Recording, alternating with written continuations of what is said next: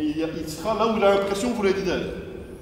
Donc ce qu'il faut faire, comme j'ai dit, mettez votre main par exemple, ça, des trucs, si ça ne marche pas, essayez autre chose, soyez créatif, peu importe, quelque chose qui va le faire, qui va notre position. Par contre, ce qui doit être toujours présent quand quelqu'un va faire relancer une autre personne. Premièrement, on veut lancer avec un grip cap couture, d'accord? Ça veut dire que j'ai un C ici sur la balle, on va faire à cheval, on va toujours avoir les doigts à travers le C, d'accord? Pourquoi? Parce que ça aide à la balle à rester droit. Pourquoi ça s'appelle quatre coutures? Quelqu'un sait pourquoi ça s'appelle quatre coutures cette balle-là? Quand elle tourne, on va faire. Oui, quand vous tournez dans ce sens-là, vous voyez 1, 2, 3, 4 coutures. Par opposition à deux coutures qu'on tient comme ça, mais qui n'est pas un lancer de position, c'est un lancer de pitcher. Et ces deux coutures, quand elles tournent, vous voyez que 1, 2 coutures avant de voir une rotation complète de la balle. D'accord? Donc on prend la balle en 4 coutures. On apprend aussi à, ce que j'apprends aux jeunes, j'ai dit de jouer avec ça, c'est à trouver les coutures directement. Ok, donc tosser, ressortir la balle, 4 coutures, hop, hop, 4 coutures, hop, hop, et le temps que je transfère, j'ai 4 coutures. J'ai toujours 4 coutures. C'est pas, voilà, c'est juste une question de le faire. Ça ne manque pas de talent, ça ne manque pas d'espace, vous êtes à la maison, hop, il sort la balle, le temps votre bras fait ça, vous prend 4 coutures. Donc ça c'est important, le grip. Ça permettra d'avoir un lancer plus droit. Deuxième chose importante, on rappelle le grip, 2 doigts ici, un doigt au milieu, et toujours un espace entre la balle et le softball, je ne sais pas maintenant, toujours un espace entre la balle et la paume. La chose la plus importante quand on va lancer une balle, c'est la direction. J'ai parlé de direction, pour moi c'était une chose hyper importante en baseball, la direction. Donc c'est ça qui est bien en salle, on a des lignes. Si vous avez un enfant qui a tendance à avoir cette direction qui part dans tous les sens, et il y en a beaucoup, la majorité, utilisez les lignes, mettez-le sur une ligne, et le shuffle, comme ça il n'y a pas de... Avec le shuffle c'est facile à contrôler. Ici, boum, il doit être en ligne avec ses pieds et avec ses épaules. Dès qu'une chose n'est pas en ligne, il y a forcément son bras qui va descendre par le côté, ou le lancer qui sera mauvais. Et dans tous les cas, c'est pas bon pour ce qu'on veut accomplir. Donc, bien être en ligne et bien aller dans cette direction-là, par opposition à ceux qui ont tendance à faire ça. Bien terminer face à soi. Quand on lance contre un mur, c'est facile, la balle revient vers vous. D'accord? Donc, le grip, mais surtout la direction. Les épaules, les pieds. S'il y a un truc important à lancer, c'est la direction. Ok? Alors, au niveau du lancer, ouais, beaucoup de choses à faire. Au niveau du lancer, pour moi, je vais passer un peu je vais aller un peu plus vite là-dessus. Pour les enfants qui commencent à jouer, les enfants qui sont assez faibles, parce que nouveau ou voilà, peu importe, faibles. Nombre de passes. Donc faites un jeu où le seul objectif c'est d'avoir réussi à faire un certain nombre de passes sans faire tomber la balle. Faites 2 groupes et il doit faire un nombre de passes. Ça, certainement, c'est tous déjà fait. Il y a différentes variantes, mais bon. Et si c'est meilleur, on peut mettre un chrono. Enfin, il y a différentes manières de jouer ça.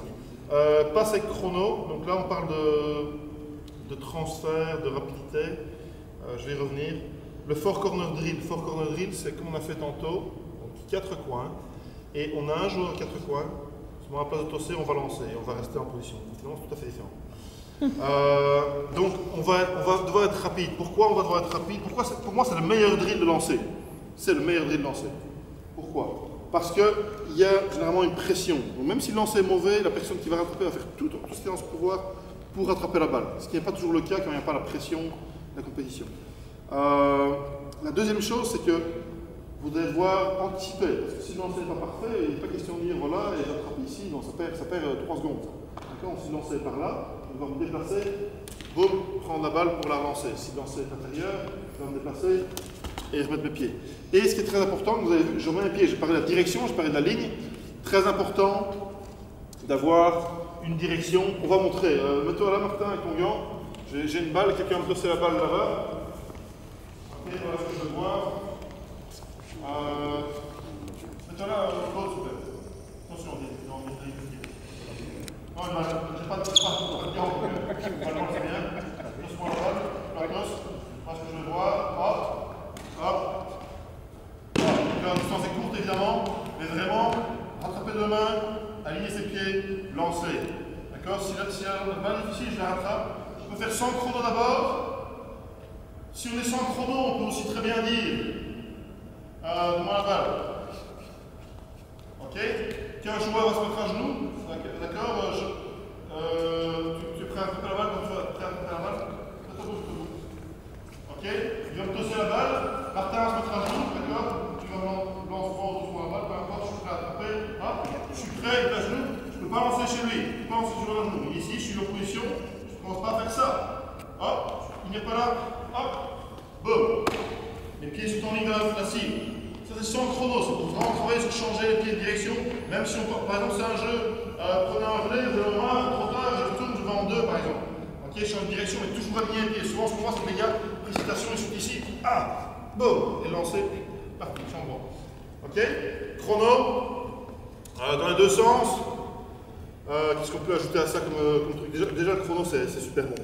S'il n'y a pas de chrono, une autre manière de faire, c'est l'équipe qui court en déconne et l'équipe qui fait les tours. Donc ceux qui ont fait le plus d'allers-retours, voilà. Si vous n'avez pas de chrono, en visiteur de chrono, ça coûte 15 €, je crois. Mais si vous n'en avez pas, vous l'avez oublié, il y a moyen de trouver des solutions. Donc ça, c'est le meilleur. Si vous retenez un truc au niveau du lancer, là, ça, c'est le meilleur exercice parce que c'est autocorrectif, d'accord? La punition, là, directement. Si tu gagnes, tu perds.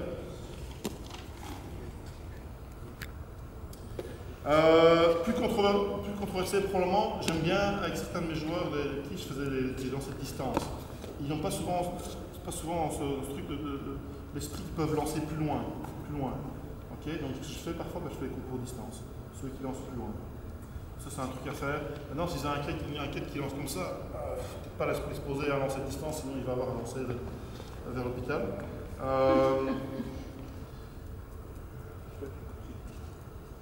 Et alors la course relais, pas en salle c'est impossible, la course relais, vous avez mettons, 10 joueurs, 12 joueurs, 12 joueurs, vous avez tout le terrain disponible, vous mettez les cônes à la distance équivalente, vous faites 3 lignes de 4 joueurs, je sais bien que c'est tout con. Course relais, très important, de toujours aligner ses pieds, donc on appelle la balle ici, quand la balle arrive, on se met en position de côté, hop, on aligne et on lance. La balle ne peut pas rater un relais. On doit revenir au précédent si jamais la balle passe au-dessus. Et c'est très important. Alors au niveau senior, on essaie d'aller vite, on prépare déjà, on lance la balle ici, pour que ce soit facile. Au niveau des jeunes, s'ils lancent déjà la balle plus ou moins dans cette direction générale et qu'ils arrivent à aligner leur pied, bingo, c'est gagné. D'accord? Ça c'est. Ah oui, un bel exercice lancé, je vais absolument montrer. Martin un peu. Là-bas, vous avez cette casquette ici à terre. Je l'aime bien celui-là, parce qu'il est fun. Et il travaille bien sur allonger le lancer. Casquette, quoi. La balle molle ou hôtel? J'en ai une ici. Ok. Et tu vas pouvoir faire. Oh, il avait gagné. C'est bien pour la direction, c'est bien pour lâcher bien devant. Souvent, les enfants ont tendance à lâcher la balle sur le côté. Ici, la direction. Okay. Et c'est un bon exercice pour le fielding aussi, parce que vous pouvez très bien dire, ok, un point pour celui qui touche la casquette, mais si la balle est lancée et qu'elle n'est pas maîtrisée par le joueur derrière, moins un point pour lui. Donc ça, c'est un exercice défensif pour lui aussi. Ici, je suis en ligne, et je vais lancer vraiment vers le bas. Ok, je suis un peu en ligne, je vais ajuster la prochaine fois, vas-y. Ok. Ça marche, ça c'est super fun. Bref. Vous pouvez en faire une 2 si vous voulez. Bref, ça c'est un super exercice.